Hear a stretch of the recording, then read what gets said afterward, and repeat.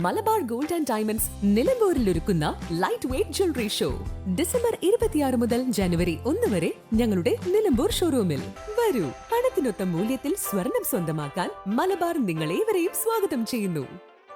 Kalikavu block panchayat പ്രസിഡന്റായി കരുവാരുകുണ്ട് ഡിവിഷനിൽ നിന്ന് വിജയിച്ച VP ജസീറ സ്ഥാനമേറ്റേക്കും.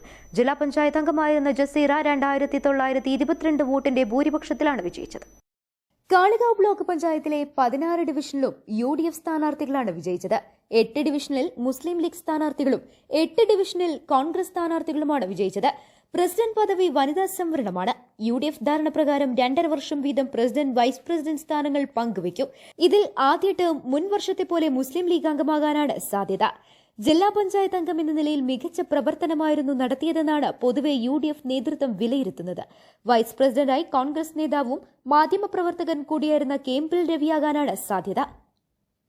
അമരമ്പലം ഡിവിഷനിൽ നിന്നാണ് അദ്ദേഹം വിജയിച്ചത്. News bureau, Kalikavu.